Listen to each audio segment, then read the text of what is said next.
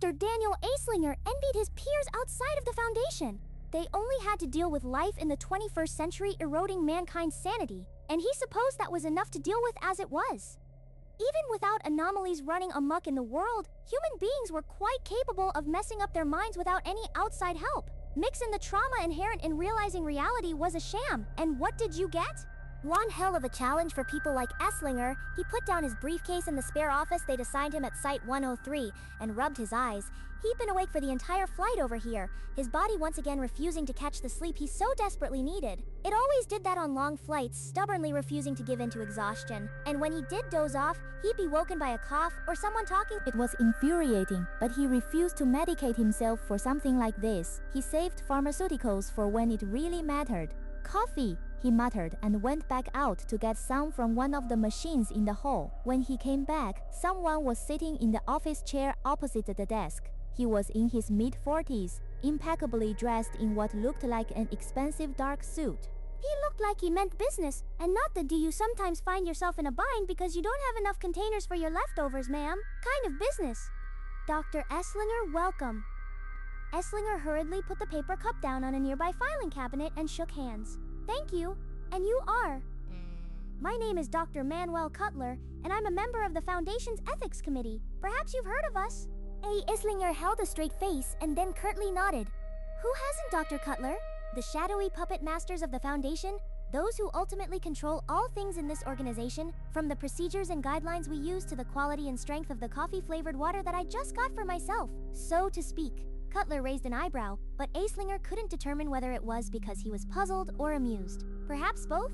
Well, that is certainly one way of looking at it. But no, they don't control everything. In fact, we prefer that the Foundation regulate itself as much as possible. However, there are some times when we need to assert some control. This is one of them. Now it was Daniel's turn to raise his eyebrow ever so slightly. "Oh, and is this then where you fill me in on the real reason I'm here?"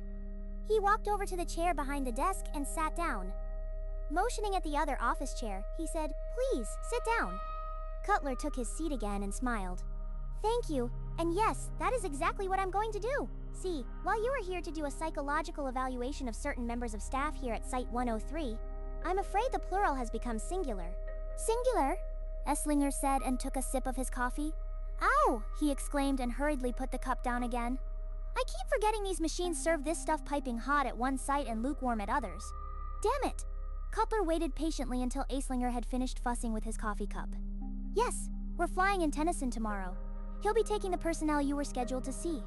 You, on the other hand, will get to concentrate on one individual." Oh, Aeslinger perked up. This reeked of a challenge. "Who is it? He must be either a wreck or very important to you." Cutler folded his hands on his knees and smiled. It was not unlike seeing a shark bare its teeth. "What apt characterizations, Dr. Aeslinger. Perhaps he's both. Regardless, you'll be meeting him in," Cutler said and looked at his watch. "Approximately 44 minutes. Daniel sighed. A challenge it might be, but it was also once again a change of plans. He wasn't good with changing plans. It meant actively working at staying alert, keeping his mind focused to deal with it. Even now he could feel his brain racing to recalculate how the day would go, like a car's navigation system frantically trying to get him back on the highway after he'd taken a detour through Weirdsville, USA, famous for its three-headed cows and spontaneously combusting chick. He shook his head to clear it. Cutler was watching him with a faint air of amusement that instantly and firmly assigned him a bunk bed in Aeslinger's camp. "Do not like... So, might I be allowed to know who I'm going to be evaluating then?" He ventured, trying to inject some sense of antagonism into his voice. "But of course, Dr. Aeslinger, I'm sure that would be the very minimum courtesy you deserve." There was an uncomfortable silence. "And the winner is?" Daniel ventured, now actually annoyed. "We'll call him Bill." "So that's not his real name, does it matter?" "It does to me, Dr. Cutler. Someone's name does have some power, you know." Cutler laughed. "I suppose it would to a psychologist. Bill will do for now, Dr. Aeslinger. Remember what happened to the cat?" "The cat? What cat? Am I missing something?" "It would seem so. Curiosity killed the cat." "Oh, a proverb, sorry. Sometimes these things go right over my head." "Yes, apparently." Cutler shook his head. "Well, I won't keep you any longer. I suppose you'll want to do some prep. You will find most of what you need to know in the email you've just received." "I don't have any new." A ping sounded from Aeslinger's mobile indicating a new message. Break a leg, Daniel, Cutler said smugly and walked to the door. He stopped when Esslinger called after him. You know, Dr. Cutler, if you're going to pretend you're on the ethics committee, please try to keep your pronouns straight. Cutler turned back to Esslinger. Sorry? You said they don't rule everything. I can't say I met a member of the O5 Council before, but I can say I don't really like the way you people do things. And what makes you assume I have anything to do with the council and didn't just innocently use the wrong pronoun? The parry came. No one on the Foundation's payroll could afford a Brioni suit unless they own said payroll. Try blending in a little more next time. But then, with your latent narcissism, that's going to be hard, isn't it? Touche, Dr. Esslinger.